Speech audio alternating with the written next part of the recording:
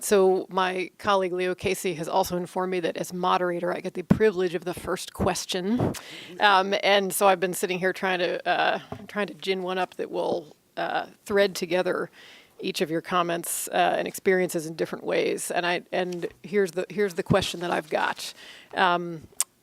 You have mentioned, Professor Ross, the costs of protecting some of the more notorious speakers who are invited to college campuses or who invite themselves under sort of open access policies to rental space. And you mentioned that those rental space agreements are often occurring because the institutions are looking to monetize property and dollars are scarce. As we have watched, we at the AFT have sort of watched the activity around this unfold on campuses. We've been struck by the fact that so far, the institutions where this has happened and where the security bill, which is not chargeable to the people who rent the room, but to the institution, that these things have typically happened at institutions that are not gravely harmed by the size of those security bills. And it's occurred to us that if these more notorious speakers were really interested in weaponizing their approach, they would take this show to institutions and municipalities that actually can't sustain the cost of those security bills.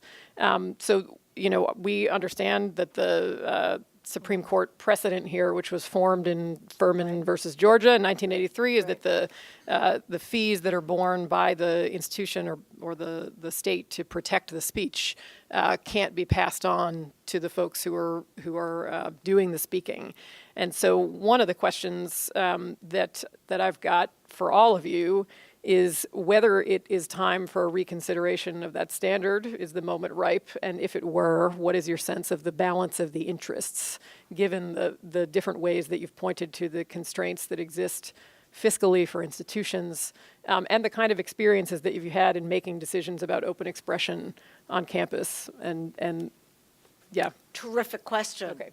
It's something law professors love to say. Terrific question. I did it. Okay. Wonderful. So, the precedent that you're looking at, I'm not sure is correctly understood, and I think if it was revisited with different facts and different contexts, it might come out differently. One of the key problems in that case was that the locality assessed a charge for security based on a prediction that this was a controversial figure or speaker, which is a content-based analysis. And I think that if schools said every speaker has to post a bond for security, they'd be able to do that. That if in retrospect we have to lay out money for security, then we're not looking at the content of your speech, we're looking at what unfolded. That's just my theory. But I think that the case is not as bright line as most of the lower courts who've applied it have treated it as being. They've kind of just said, okay, that makes sense to us. It hasn't really been re-examined. So that's one issue. The second thing is, $800,000 even to Berkeley is a lot of money. How many faculty members could you hire for a full year? Oh, especially if they're adjuncts and being paid almost nothing. But even real faculty members, how many other things could you provide that are much more essential to the school? But there have also been a handful of smaller colleges, including some historically black colleges, where these speakers have started to go to court. And the security costs at those colleges could place a huge hole in the annual budget. So I think we need to take that very, very seriously. And I also think because of the spillover between community and college that we saw in Charlottesville, where that was not a campus demonstration, that was a city of Charlottesville demonstration with a city permit under court order, but it spilled onto the campus in violation of the permit, and we see that these walls are permeable. So why does the cost fall totally on the colleges? And I think states ought to be, it's not a time for, and nobody wants to step up and pay more bills, but I don't think that it is appropriate for the entire cost to fall on the institution of higher learning. Yeah, I agree with what Catherine said, and I think that it's interesting that I mean, you're the law professor, and I'm just an amateur legal scholar. But I think you're right that there could be different cases that might modify this somewhat. But I want to stress one thing. I want to talk particularly about Berkeley because I'm a Berkeley PhD and I live less than 2 miles from the campus. And for one thing, I wish it was only $800,000. They spent $4 million over on all the security for all the speakers. I think it was $800,000 just for Ben Shapiro. And much of it was for what turned out to be a hoax. Milo's return to campus was going to be a week of, an all-star, show of obnoxious, disgusting people, and some of whom never even knew that they were invited, some of whom, just chickened out, et cetera. And it ended up, as you said, with Milo, wandering onto Sproul Plaza for 10 minutes and, for the media, the sake of the media. But it wasn't just the money. $4 million for Berkeley is in very bad financial situation right now. I mean, very bad. But it wasn't even just the money. For that whole week that they thought these were going to happen, they started putting up barricades, et cetera, and it made it difficult for students. There were students who felt like, I don't want to be on campus in case something happens. I don't want to be on campus because there's police everywhere. There was even a faculty forum, a typical scholarly thing, that no interest to anybody outside a small, I can't remember what it was about, but it was no interest to anybody outside a small group of scholars and things. They had to cancel that speech because the security arrangements on the campus made it difficult for them to hold it, so they had to reschedule the speech. So the impacts of these things can be that. However, on the other hand, let me say something about Berkeley, because Berkeley's been put out as this kind of model of, look at the home of the free speech movement, and there's no free speech, because that one unfortunate night when Milo Yiannopoulos was scheduled to speak and this riot occurred, essentially, which was overwhelmingly, by the way, people from off the campus. It was not students. It certainly wasn't faculty, although there were a lot of faculty members who did not want Milo to be allowed on campus, but that's a different story. But that's the only one. I mean, there must be dozens of speakers every day on the Berkeley campus. Dog bites man as opposed to man bites dog, right? We had one man bites dog, it's a big thing. And just yesterday, the college Republicans had a No Safe Spaces forum, which jointly sponsored with the Young America's Foundation, which is one of the big funders of these speakers. The week before, they had another forum with the Ayn Rand Institute under the ironic title, We're Killing Free Speech. And of course, both forums went off without a hitch. There were about 100 people, mostly people who agreed with the speakers, apparently, at least according to the Daily Californian, the school newspaper account. Not a peep. But does that get in the news? No. I want to just briefly shed light on the premise of your question, which is that free speech and the title of free speech right now can be used and is being used as a way to undermine academic institutions. You mentioned this. Right. Yeah. And these are some of the examples to it, and you're mentioning hypotheticals that can also take place. And I think we have to pay attention to that because this is an effort to use our norms and principles against us in bad faith in some cases. Yeah. And so it's important to hold on to our norms and principles, right? We cannot start censoring speech in response because soon enough, if we do that, it's going to turn around and bite us back, right? Whether it's man or dog, but that's not a good response.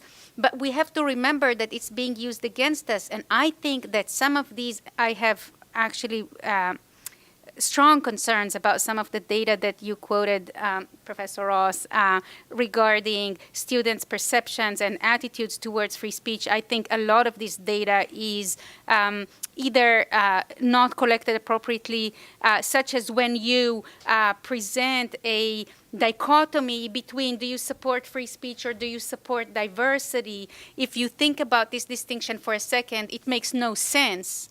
There is no tension between these two. I support both of them in the same way, and it's very easy to do that, right? So this is not a good survey. If you look at ones that are being done well, and there are many of them, of course, that are coming out all the time, then in fact you can see that there is very strong support for free speech, including among freshmen and other college students and other young people who are not in college. So in fact, I'm not that worried. Like, as you said, there isn't a crisis. There isn't a crisis in attitude either. We do need to educate people because K-12 cannot do it as effectively as your work demonstrates. But, you know, we do need to support and inform students about the importance of free speech. But the kids are okay. We shouldn't worry as much about their attitudes. However, if they are raising alarms and, you know, acting inappropriately and heckling speakers, you know, and being very vocal about their opposition to some speakers, it is because free speech is framed right now in the public debate as something that you can effectively use against women, against minorities, against various people that our campus wants to embrace and incorporate, right? And so I think it's very important to remember that we need to take ownership back over the First Amendment as institutions. Absolutely. And to take ownership over free speech and to do it on our own terms and based on our own norms, rather than ceding it to people who are using it as a sword against our institutions. Thank you. I wanted to mention something that we noticed here about the study that you were quoting, the American Council on Education study. ACE is, of course, a lobby group for higher education institutions. But when we read down into the fine print, we saw the study was also co-funded by the Koch Foundation, and so wondered a little bit about the fair enough. The framing, as you've described, sort of where were the choices behind framing this. But the Knight Foundation is very respectable. Oh, so. yeah. There are several of these in there. Yeah. Right. Yeah. I just think we need to read them carefully. Yes. And I'm not a great proponent of survey data generally, but that's a whole other conversation. Well, let me give you an opportunity to all of you to sort of speak to this in a more qualitative way. The question from the audience is, would the members of the panel like to comment on the University of Chicago's letter that it opposes safe spaces, which many critics have read as a, whoa, look at that, people loved commenting on the University of Chicago, and specifically which many critics have read as a statement that the university does not need to make itself an inclusive place for students of color and LGBTQ students. Can I, because I'm so eager, because I've been going around recently. I'm looking at our executive director at University of Chicago, alum, going around claiming that the University of Chicago is my nominee for most hypocritical institution in the United States. Not just a higher education institution, any institution, because what they have done is they get up on their high horse a lot about how everything is about free speech. But in fact, in reality, their attitudes toward free speech are completely suppressive. Let me give you just one example. There's a young man named Tyler Kissinger, was 2 years ago, was to be the valedictorian of the class. So he's a very excellent student at the University of Chicago. But Tyler Kissinger is also an activist, and he was an activist in support of worker rights on the campus. And for over a year, Tyler and a group that he led were attempting to get the University of Chicago administration to attend an open discussion and debate with representatives of the unions trying to organize on the campus in an open discussion for the benefit of the students. And guess what the great champions of free speech refused to do? They refused to speak. they refused to come to that.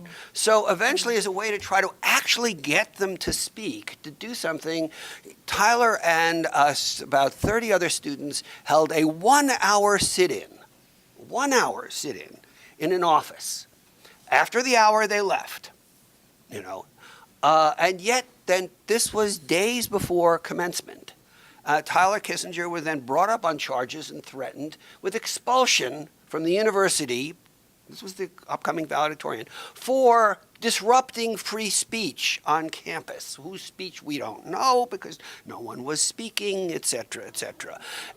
Only after over 200 faculty members signed a petition, organized, by the way, by the AAUP chapter, in his support, and students also protested, did they finally let him off with a slap on the wrist, but they still put a letter in his file, his record, and he did graduate. Of course, he got his revenge in the sense that when he graduated, the first job he took was as an organizer for the joint AAUP-AFT Graduate Student Employees Union at the University of Chicago. So, I think that there is a certain amount of hypocrisy, and my co-blogger on the academic blog, John Wilson, has also a University of Chicago alum, I think, has also demonstrated, going through their disciplinary codes, et cetera, they have nothing about protecting free speech except against protests. Protesting a speaker is the only way at the University of Chicago campus you can be disciplined for violating free speech, but nothing else. So I think that there is a certain hypocrisy here, and I'll let others speak because I could rant on this for hours. Well, I had only a vague memory of this incident, and I remembered that it had been resolved, but this is, oh, I'm sorry. I had only a vague memory of that incident, and I remembered that it had been resolved, but this does put a very different spin. I've held out in my writing, including the article that's in press that I shared in the materials for this meeting, that what Chicago says on paper is among the best policy that we have. But of course, lawyers are very aware that policy is only as good as its implementation. But the letter that went out to the freshmen, I thought was important in preparing people and really building on that Harry Calvin quote that I shared with you, that, a good university will be upsetting like Socrates, and that's what you're coming here for. And I think that the more you share that with students so that they are alert to what to expect, then the better information they have. And you contrast that with what was said roughly the same week by the president of Northwestern University, who talked about concern for free speech rights as being the province of lunatics. Lunatics.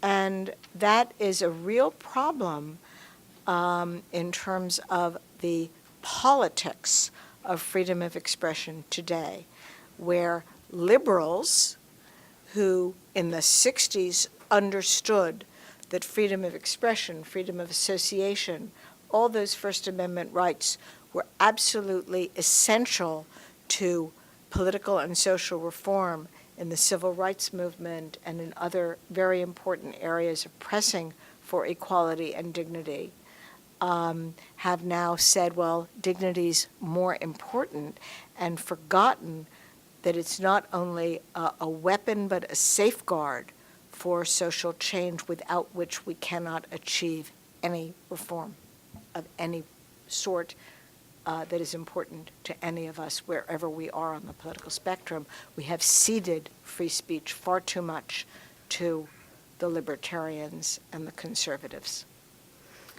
I actually want to strongly disagree on the general framing of the Chicago principles and the Chicago statement. I think it's not a good statement, in my view, for college campuses to endorse. And the reason that I don't see it as a good statement or as a good set of principles that would guide our work is not only because of how it's implemented, but also actually because of how it's written.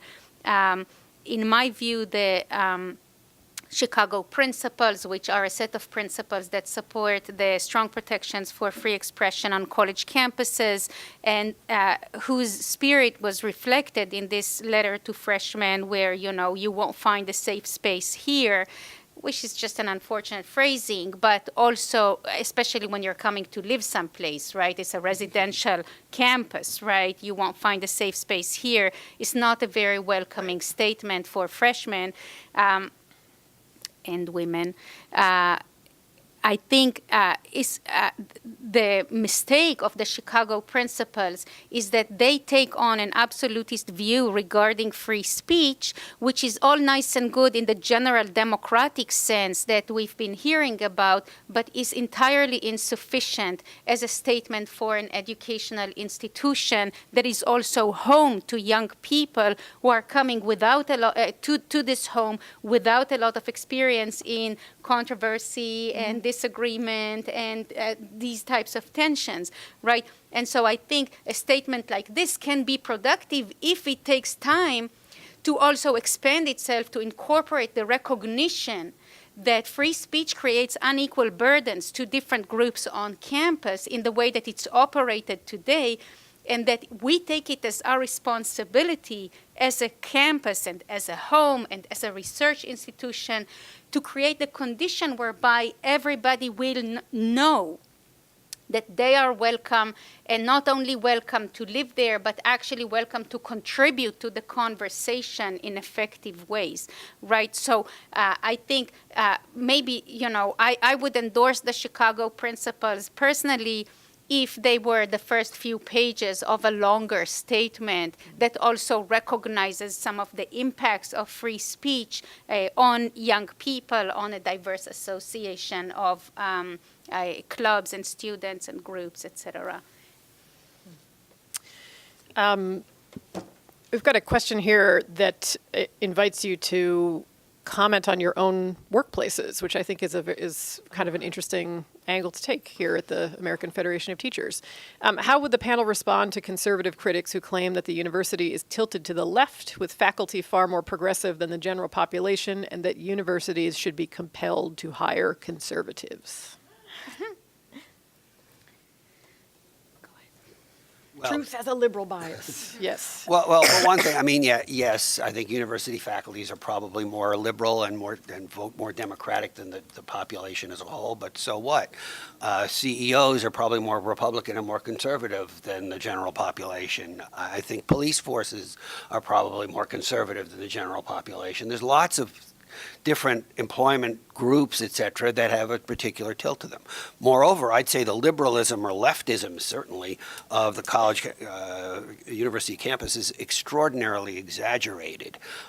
For one thing, I wonder how many business schools have more than one or two, at most, people who actually support labor unions in the business school. How many economics departments still have a Marxist economist or even a Keynesian economist sometimes? I think, and moreover, the political. If university faculties are moving more to the left, it's a lot because, unfortunately, the right is basically denying reason frequently and rationality and attacking universities. Another thing, by the way, to point out is that conservative academics don't endorse this position. Yes, sometimes they feel in a minority and isolated, but they generally feel that they can speak, that they are comfortable, and they recognize that a lot of the divisions among within faculties and in universities have nothing to do with the left-right dynamic, have a lot to do with other things, disciplinary tensions. Debates in the university are often debates between people who have different disciplinary approaches rather than whether they're right or left. So I generally think this it's a straw person. Moreover, even if it were a problem, the remedy of compelling universities to hire according to the political views of the people they hire, that you have to get a certain proportion of conservatives or a certain, if you have too many liberals in your apartment, you better hire a conservative or vice versa. is very, very dangerous. It sets up political litmus tests for hiring. It's a direct violation, really, of the whole very principles of both academic freedom and freedom of speech, which is not to say that it's a good idea for many departments to look around and say, we all seem to think very similarly. Let's find somebody who thinks a little bit differently. But that's not the same as being pressured to look at the politics.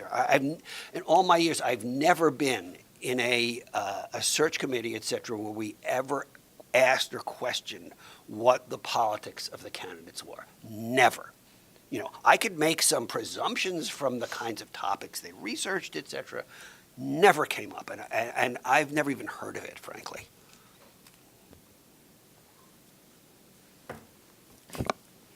Seeing no further responses, we'll move to another question, but I actually did want to just respond to something that you said, because you sort of sparked a new idea for me about this, and that, just to try it out on you in general, and that is that those you sort of mentioned this list of, there are professions that have got kind of different tilts, right?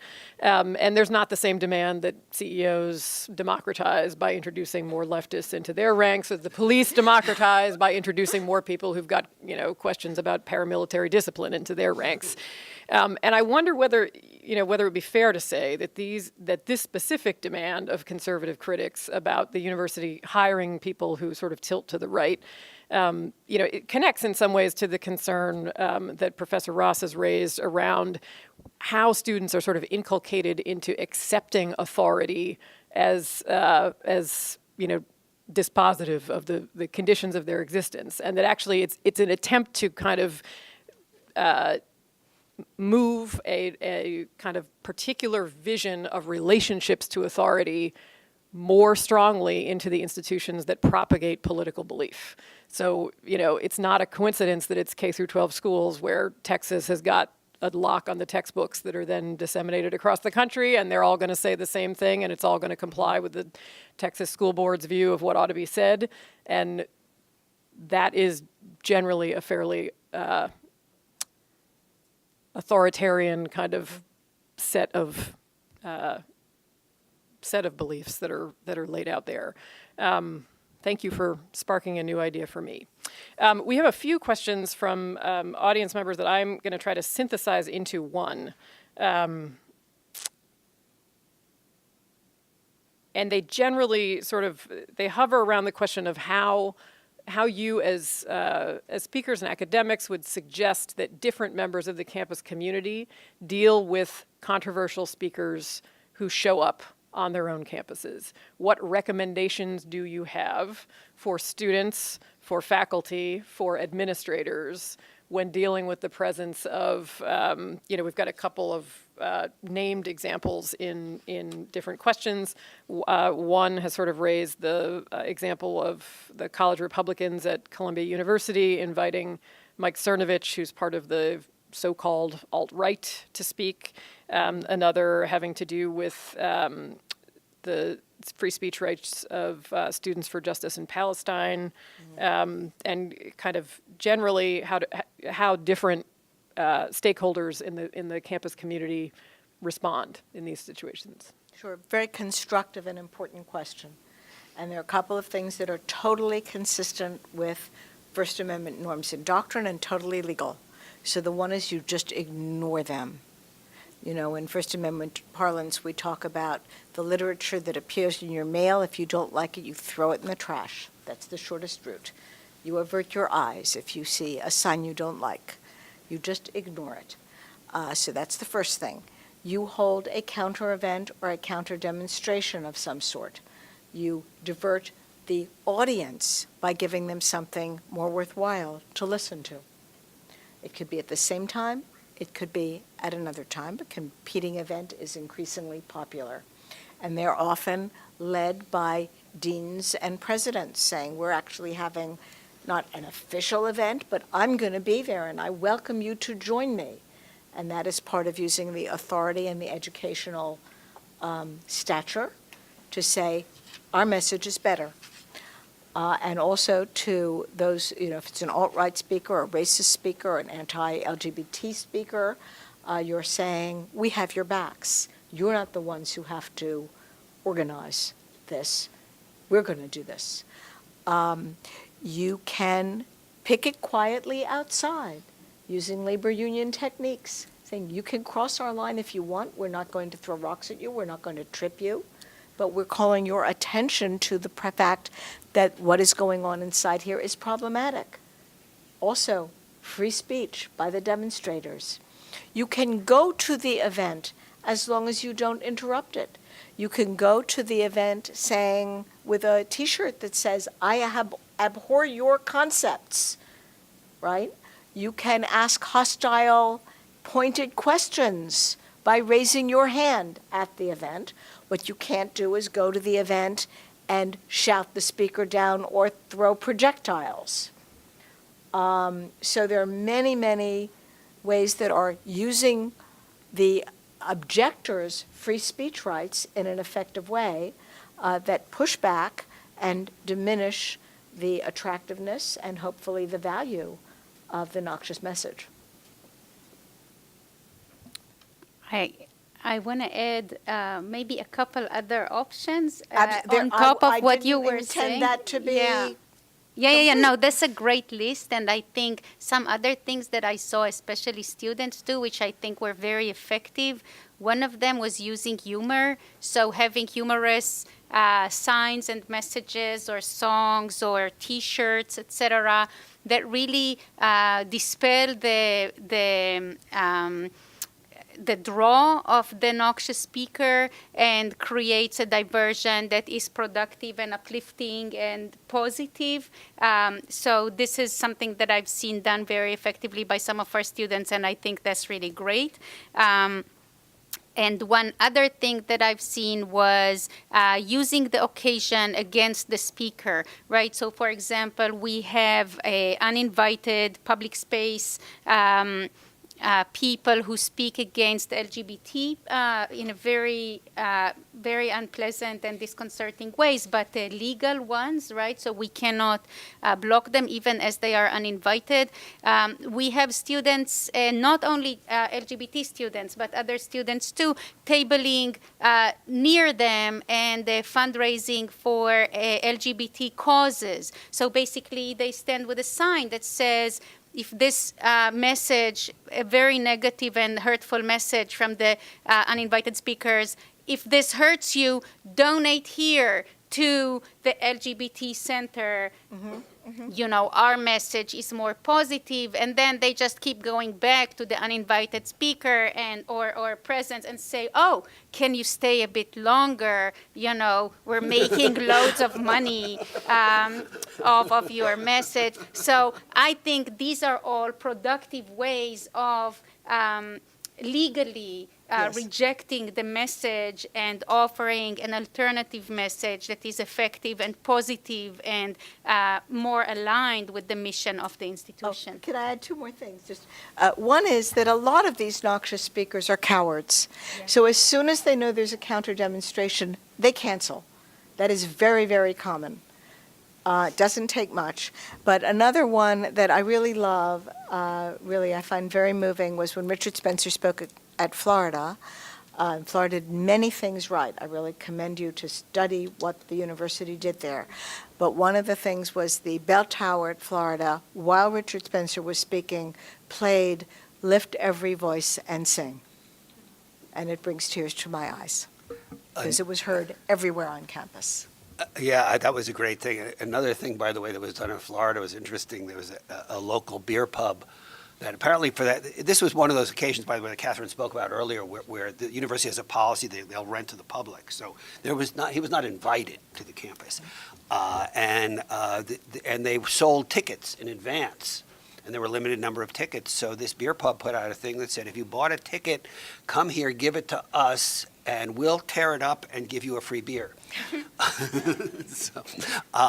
But I think, just want to make 2 points. I agree with everything that was just said, but from both Sigal and Catherine on this. But I think 2 things to make clear is I think we need to try to make a distinction for ourselves and our students between those speakers who are really nothing but provocateurs, and the Milo Yiannopoulos, Ann Coulter, Richard Spencer, etc. Open bigots often, who are there, they want to provoke a response. And so I think there we have to make clear that to our students and to others in the campus that don't give them what they want, give them what they deserve, which is sometimes perhaps silence, and many times a very orderly, peaceful counter activity, etc. But don't let them provoke, because that's what they want.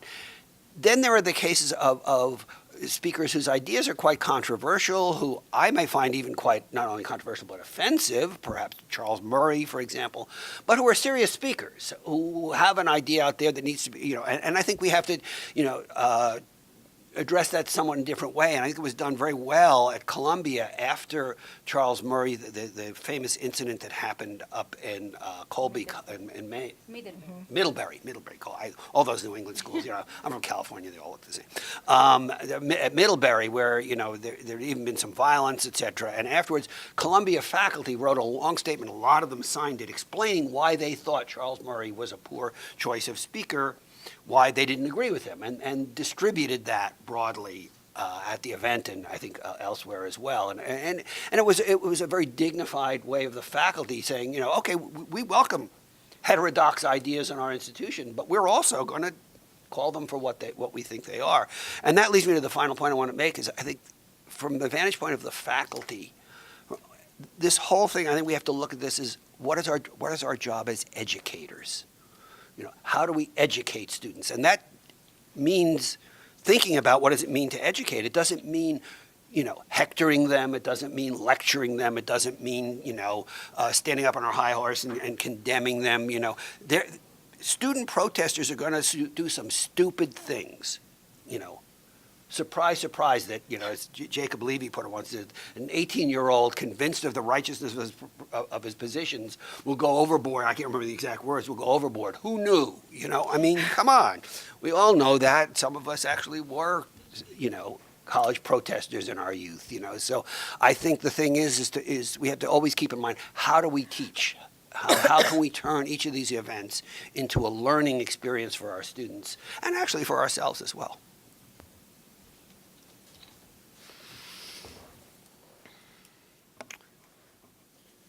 So we've got two other questions before us.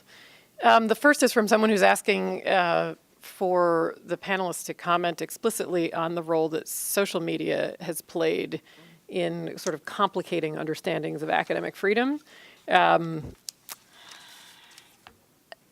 conversely, how can academic freedom be maintained in an age of social media?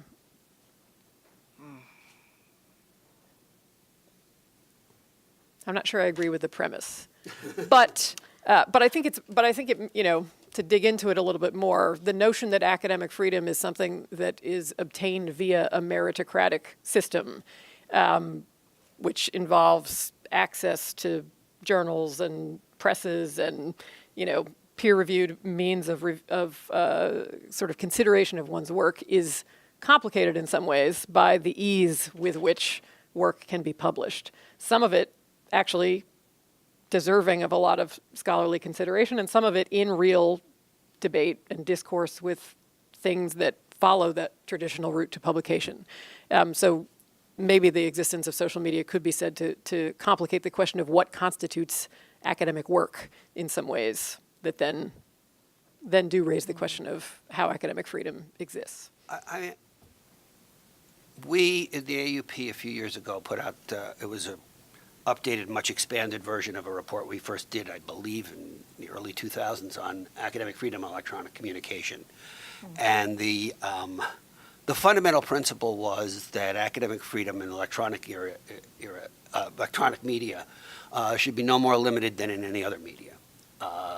And there's some simple things like that. The university has no more right to open your email and look at it than they do to go into your department mailbox and open the letters you receive.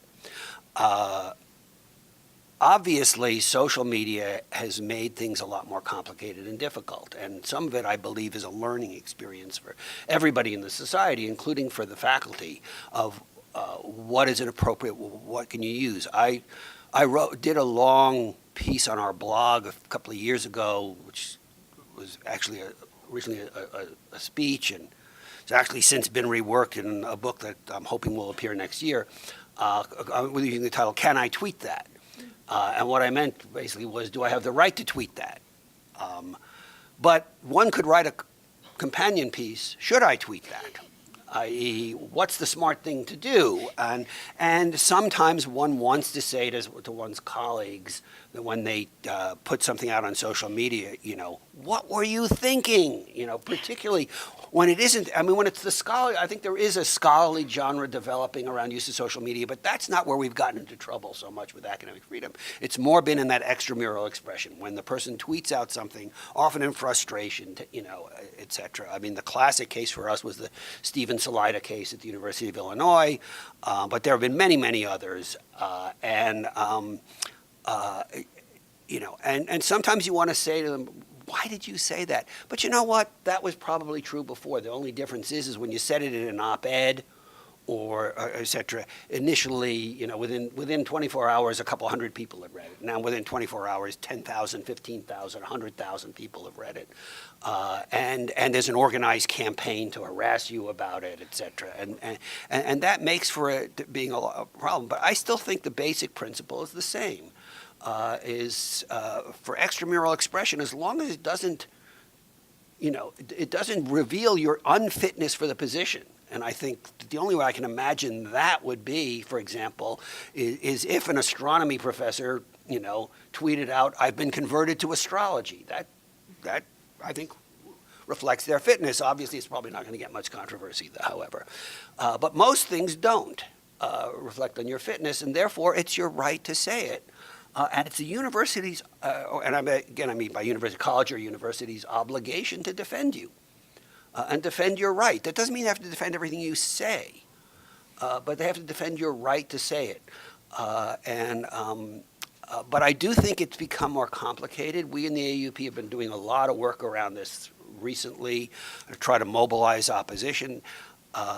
And some of it is really just a new electronic forms of things we've seen before, like blacklists.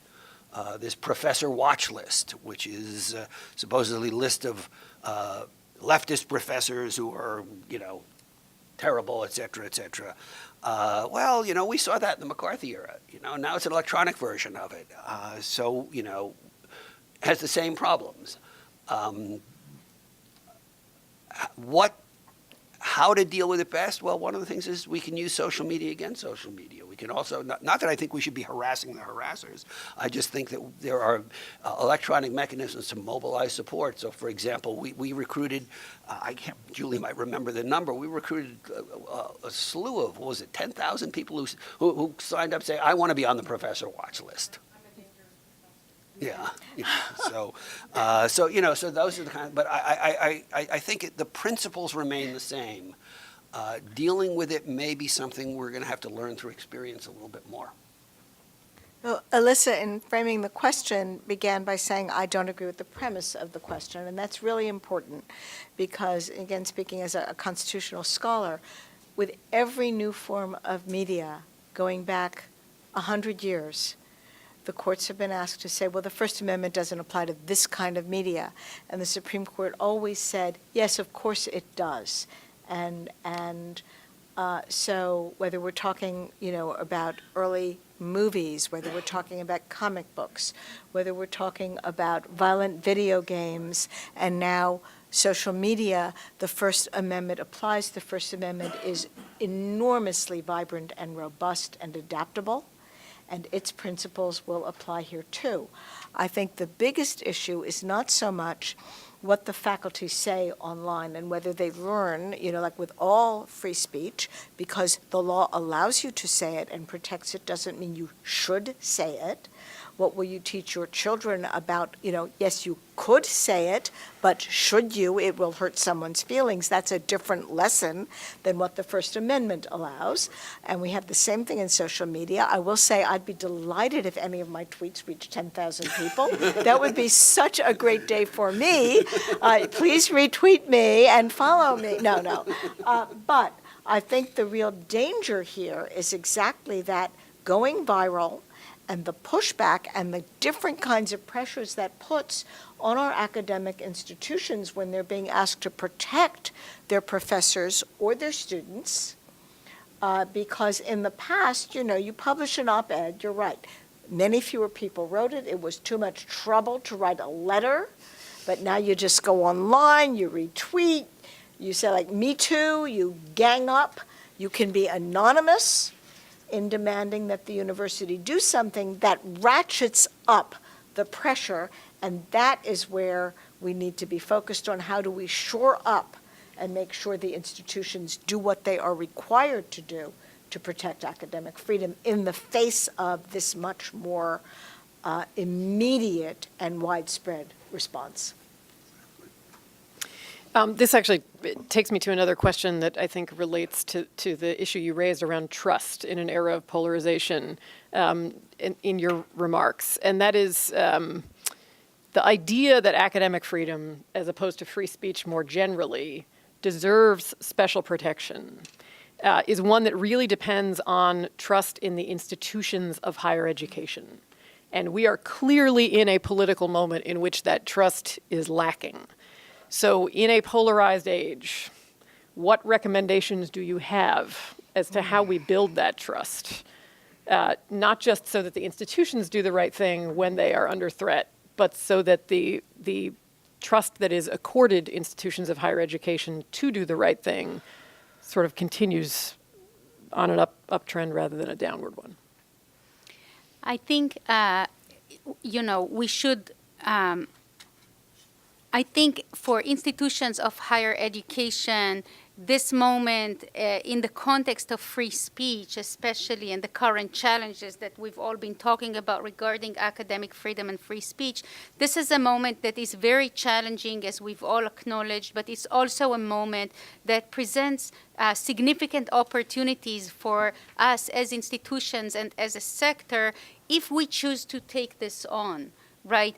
And I think it's really incumbent upon us as a sector, as organizations that represent us, as faculty and other people who are speaking about these matters, to be proactive in defining the issues on our own terms and clarifying the role of the higher education sector in defending and protecting free speech, which is something that we do better than any other institution in this country, bar the courts, every single day. That's what we do. What do we do other than speak? Very little, believe me.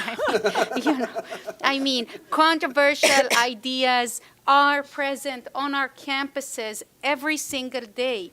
And this is the bread and butter of our mission and of our purpose. And so I think if we, again, as a sector and various groups and organizations and dimensions within this sector, take on the opportunity to be explicit about our vision of free speech, our diverse vision. Obviously, we don't have one singular one, right? I mean, even on this very friendly panel, we have differences of opinions, right? But to take on the opportunity to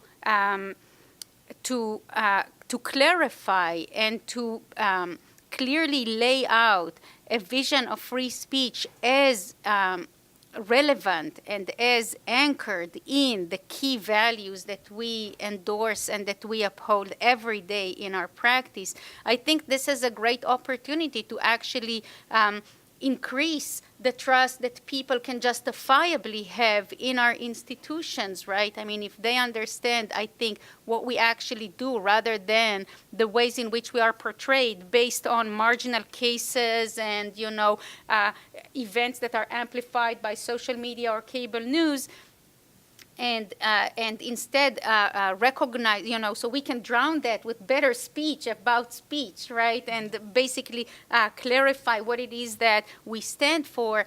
I think these values can really productively generate more a more positive view of the public in what the institutions do, and therefore a higher level of trust in the institutions and what they're trying to accomplish, to the extent that we deserve that. I'm not trying to idealize. We definitely need to improve in various ways on how we operate in this arena, and some of these, these directions and critiques came up here. But to the extent that we do something right, we have to take the role of amplifying it ourselves and clarifying how it aligns with the key democratic norms in society. I think this is such a big question, and I am afraid it is beyond my expertise and my pay grade, but I really want to say more about it, because beyond what Sigal just said, which I totally agree with, it is a much bigger challenge, because, the recent tax bill attacked institutions of higher learning by attacking our endowments. And of course, that's not all colleges have big endowments that qualify for that, but the intent was to undermine our leading institutions of higher learning, and to take advantage of the diminishment and erosion of trust in so many of our foundational institutions in our society. It's connected to an even broader series of attacks, and to suggest that instead of being something that is there for the common good, reclaiming the promise of public education is the title of this series that we're participating in today, and talking about civic shared goods, which we opened with, and the sense that, no, we're now a society where everybody's on their own. We're not supporting shared civic goods.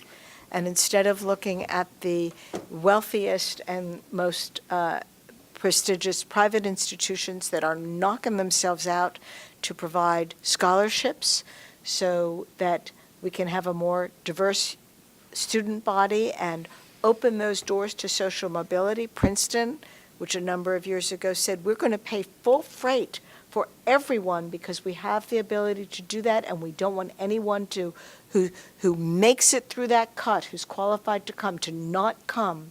And they go beyond just your tuition. If you take a gap year at Princeton, they pay for your gap year so that you're in the same position as people from wealthier families. And instead of saying, isn't that a fabulous thing? We are saying, oh, these are, elite institutions. They have nothing to offer anybody, even as we are defunding and state legislatures, not me, not anybody in this room, I assume, as a society, are defunding our public institutions, our community colleges, charging more tuition for the people going to those public institutions. This is a much, much bigger problem than just trust. What kind of a nation do we want to be? What kind of a future do we want to have? I agree with what has been said, but I want to add one thing is I think too often, it's true of the faculty. You won't get any argument from me. I'm terribly frustrated sometimes by the passivity and inactivism, shall I say, of too many of my colleagues. But speaking about the leadership of universities, I think, frankly, leadership of our universities, from the most prestigious, the Princetons and the Harvards, on down through community colleges, et cetera, have allowed themselves to be cowed. They don't speak up for higher education. And then secondarily to that, when they do, too often they speak up only for their own institutions or for institutions of their type. Speaking as someone who, as an undergraduate, went to an elite private, as a graduate student went to, I went to Berkeley, so, one time, hopefully still, the greatest public university in the world, but who spent most of my career teaching at a Cal State with a regional university, what the president of Stanford always likes to refer to as the less selective institutions. Yeah, we actually educate people, but whatever. the sense that the presentation of higher education, particularly in the media, is of only the elite. Yes. I mean, you would think that when Charles Murray was attacked at Middlebury, or when something happened at Oberlin, et cetera, like that, that this is all of higher education, and it isn't.